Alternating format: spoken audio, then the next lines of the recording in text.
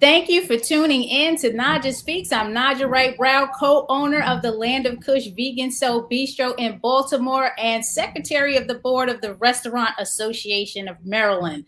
Today's guest is going to tell us all about what this Restaurant Association of Maryland does. So without further ado, let me bring Marshall Weston on. How are you doing today? Doing great. Always a pleasure. Yes, it is. So, Marshall, please tell us a little bit about yourself and why did you get into food service? You've been in it a long time. I have, and I am. Why? I'm one of those stories that at 16 years old, I started working in a restaurant as a busboy, and the next thing you knew, I was the general manager at 21. I just kind of worked my way up through all the different levels of a restaurant, and I did restaurant management for a very long time. And somehow, almost on accident, I stumbled across the Restaurant Association about 20 years ago, and I started working here in our education foundation. And I've been the CEO for a little over 10 years now of the association side. So it's been kind of that journey through all the different types of positions and just responsibilities of the hospitality industry. So I'm that story of the guy who just kind of worked his way up nonstop. And we love hearing those stories. What does the Restaurant Association of Maryland actually do? Because I know from the Land of Kush, I don't even remember how we got involved, but I do remember Taste of Annapolis and bringing some kale salad out there. That's what I do remember. And then all of a sudden, we just built this relationship. So what does the association do and why is it needed? Yeah, I could give you the the answer of like what our mission statement is, and the big technical answer. But what it really boils down to is just the way that I answer a couple questions. So when people ask, even my family, what is the Restaurant Association about, and what do you do? I come back and I say, and I'll give an example. I was like, imagine you're a restaurant owner, or you are a restaurant owner, and you need help with something. What's the first thing that you do? You likely Google it. Right. And then you've got all this information and you're not sure what's right, what's wrong. Does it apply to me or doesn't apply to me? And there's always nuances to every piece of information that you find. It's our job at the association to weed through all of that. And we get you the answers to the questions you need to run your business, and we get you the right answer. And it might just sound like that's straightforward, but it's often very complicated. Being a business owner, there's a lot of nuance when it comes to regulations for the restaurant and food service industry. There are labor laws and other things that are different in restaurants than some other businesses. And trust me, it's the right answer is not always just apparent. And it's our job to make sure that we're giving restaurants the tools they need and the information they need to make good decisions. That's one. The second part is we are a constant advocate for our industry. We are always in Annapolis when the General Assembly is meeting, when they're talking about laws, and even at the county council levels across the state, when lawmakers are deciding and making changes to regulations and laws, we're there to make sure that restaurants are represented and that our voice is heard so that things aren't to the detriment of our industry, which is, sometimes that can happen if you're not at the table. And that's very important because a lot of restaurants, big and small, are so busy operating, managing, staffing, and all of that, they probably wouldn't have time to go down and advocate for themselves to do this. So it's a great job. Can you talk about some of the recent accomplishments that you've made with the Restaurant Association of Maryland? Yeah, unfortunately, we've had this pandemic for over a year and a half now, and it's been extremely traumatic to our industry, to the employees, to the businesses themselves. And at the beginning of the pandemic, we were talking about how potentially 40% of all the restaurants in the state of Maryland might not make it and end up closing permanently. But the Restaurant Association, we stepped up, we did what we had to do from a government affairs level and from a PR level. And we really just started telling the story of restaurants, and not just the business owner themselves, but the employees that were impacted, the managers and other positions that really make the restaurant industry what it is. And we put a lot of scope to the issue. Every neighborhood has their favorite restaurant. There are many restaurants in every neighborhood, and we're a fabric and part of every community. And if restaurants are gone, we're not going to have a place for our young people to get their first jobs. We're not going to have a place for people to gather for special events and holidays and milestones. We're not going to have the opportunity to have these relationships with these long-term restaurant employees that have been there. And we introduce our kids to them, and then they're there later on. It's just really who we are as a society. So we were really out telling that story, and we were able to, at a national level, state level, and even at the county and local levels, get money for restaurants to help them get through this pandemic. And that cannot be understated. These things did not just happen magically. We had to be there day in and day out, pushing, telling the story, and convincing lawmakers that, number one, our industry was worth saving, and number two, to find dedicated funds to keep these restaurants open, to keep people employed, and to keep part of our society intact with restaurants. And we were able to accomplish that. So that was a big deal, and we realized that the entire world is going through the stress, but I feel very proud about the work that the association did to ensure that so many restaurants were able to not close and to make it through this pandemic. And I was definitely glad to be a part of seeing all the work that was done by the Restaurant Association of Maryland. You have 2,000 members right now? We do. Yep. And okay. It's part of the part that we don't talk about a lot. The work that we do does benefit a lot of people, members and non-members. But for our members, we have special programs, and we have savings, and we have we create a community of premier restaurants where you can talk with your peers and solve problems, and just kind of having that network really helps you be a better business owner. So we try to provide that for our membership. So what are some tips that you want to share with some new and existing restaurants should they become members of the Restaurant Association of Maryland?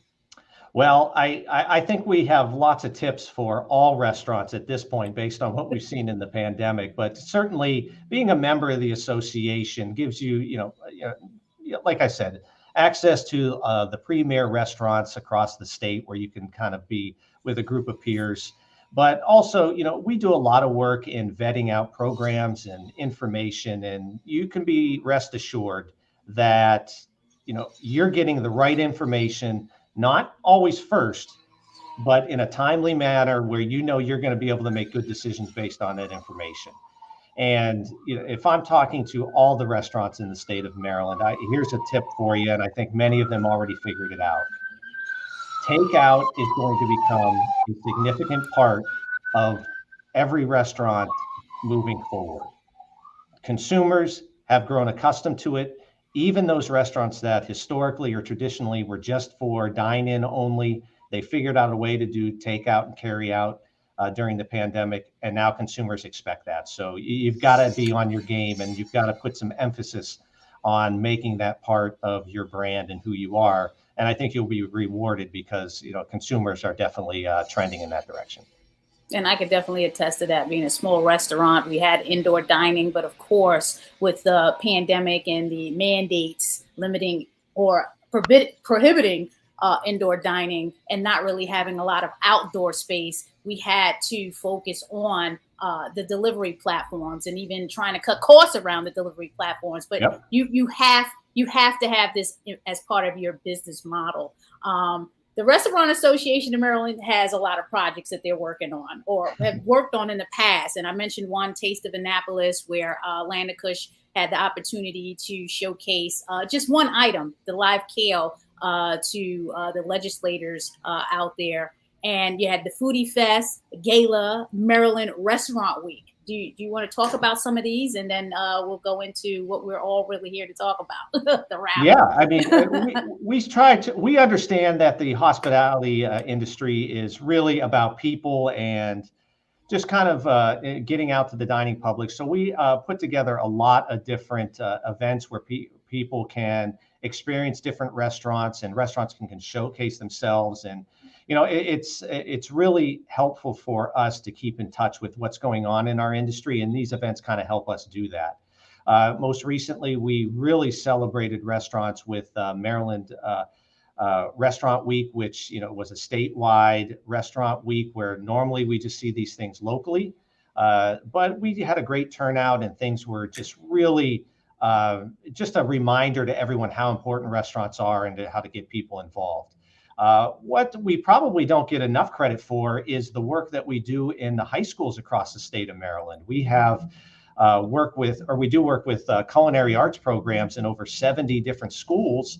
And, those are kids that are interested in culinary arts, restaurant management. They have their dreams of opening their own bakery or restaurant or just working in the industry. And we try to work with them on a path to, help them fulfill those dreams. So we have events such as the Maryland ProStart Student Invitational, which is a statewide culinary and restaurant management competition. And, these high school kids, they work really hard and they get to compete with each other at a statewide level. And it's really great to see. And there's a lot of dedicated kids out there that want to be part of our industry. And we're kind of working with them to give the knowledge and education that they need to help, their dreams come true. So that's a big part of what we do as well. And you're raising money for that through this raffle.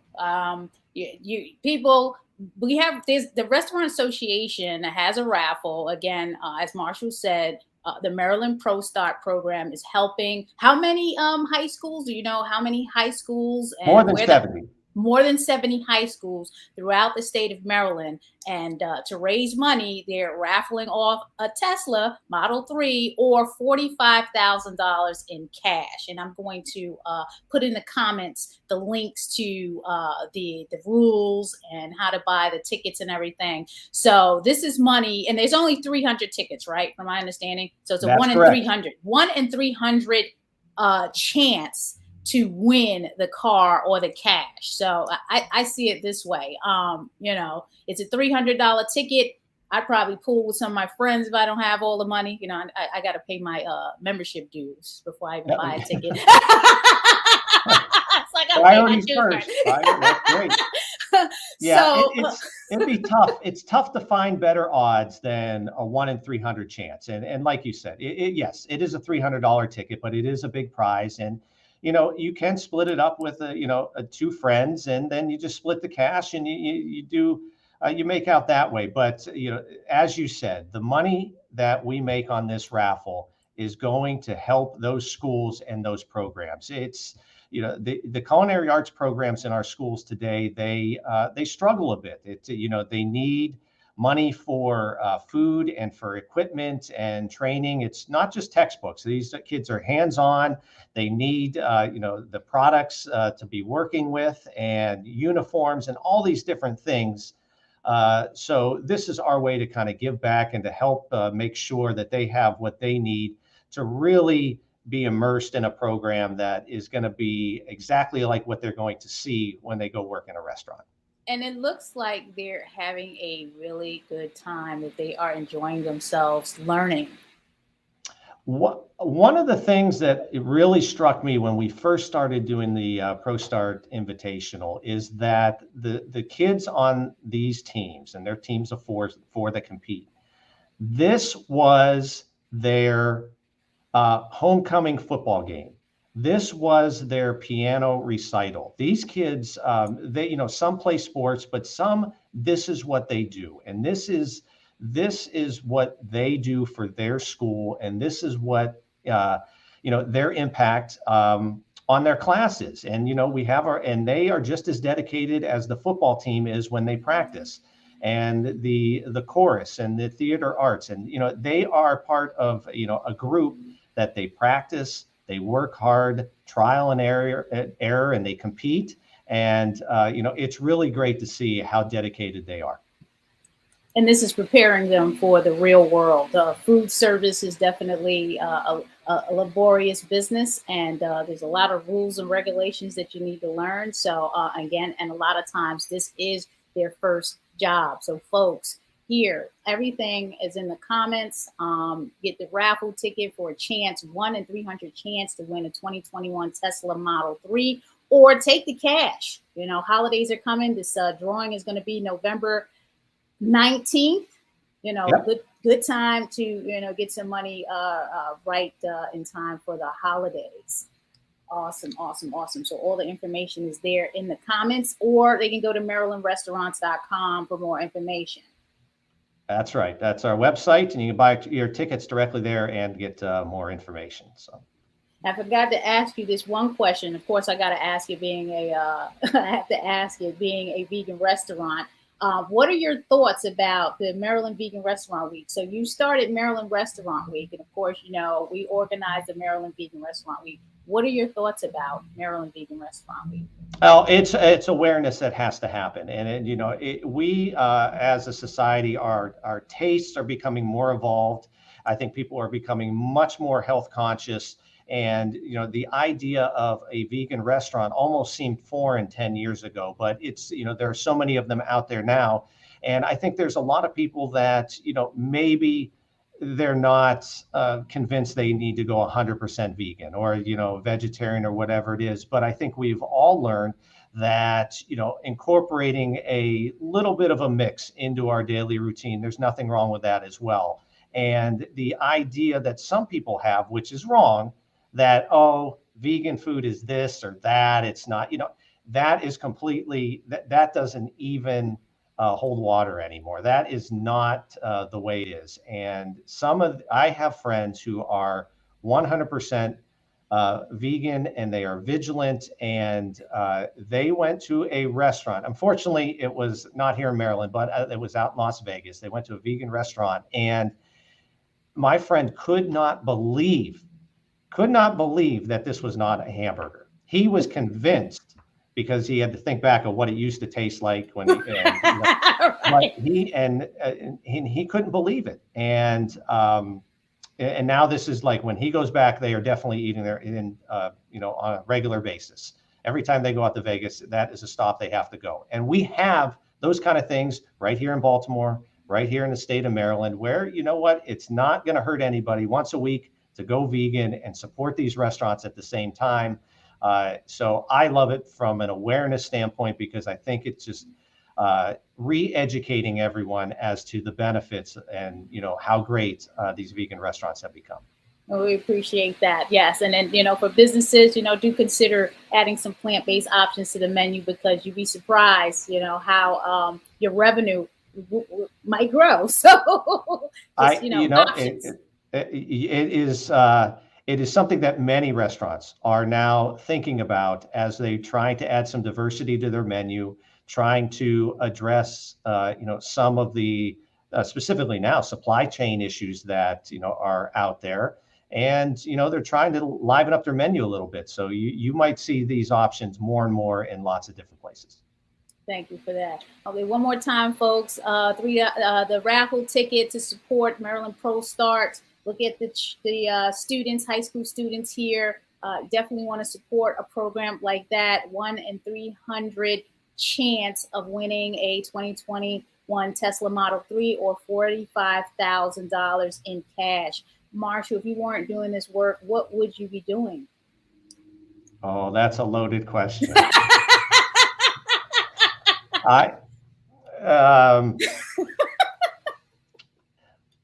I enjoy being outside. So if I could not be working for the next 6 months, I would probably hike the Appalachian Trail. Love it. I love it. I know you're really busy. My wife's not thrilled with that answer. She's not really.